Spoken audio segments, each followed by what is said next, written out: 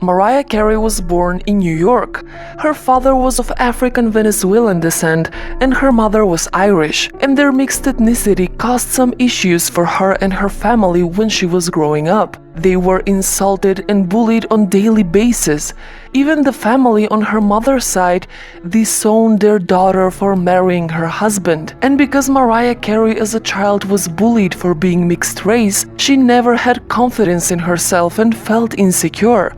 I have always had low self-esteem. In search of a more peaceful life, her family was moving from place to place. And unfortunately, when Carey was only 3 years old, her parents divorced, and her single mother had to take care of the family alone. So she worked as many jobs as she can. Mariah Carey began singing when she was only 3 years old, and her mother, who was a voice coach and an opera singer, noticed the amazing potential and started coaching her. And when she was only 6, Mariah started performing on talent shows. After graduating from high school, Mariah moved to Manhattan to pursue singing. And while she was writing songs and working on fulfilling her dream, she also had to support herself, so she worked all kinds of jobs. She was a waitress, a coat check girl, hair sweeper in hairdressing salons, and she also studied cosmetology. Mariah was very poor at that time, and it was one of the hardest periods of her life.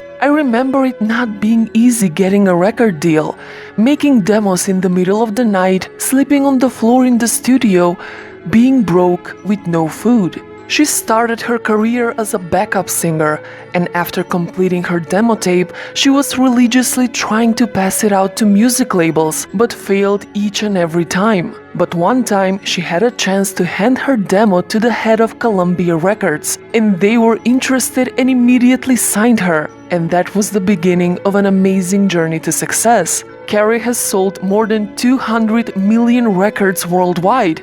She has won 5 Grammys and was honored as the best-selling female artist of the millennium. You may think that after she had success in the music industry, her life would be perfect, right?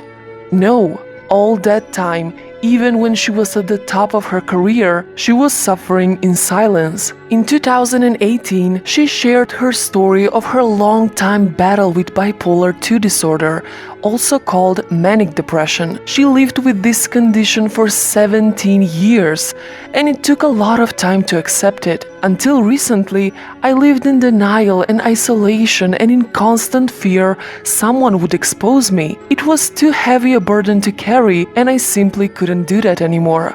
I was irritable and in constant fear of letting people down. I guess my depressive episodes were characterized by having very low energy. I would feel so lonely and sad, even guilty that I wasn't doing what I needed to be doing for my career. And finally, she accepted her battle and asked for help. And with therapy, meditation, exercise, she is feeling much better. I'm hopeful we can get to a place where the stigma is lifted from people going through anything alone. It can be incredibly isolating. It does not have to define you, and I refuse to allow it to define me or control me. So if you feel like you're losing yourself, remember that you're not alone. You need to seek help and open up about the things that are eating you up inside. That won't make you weaker, it will make you stronger. A lot of people are dealing with all kinds of things every day that we know nothing about. Maybe your friend is dealing with something you don't know. So be open and don't be afraid.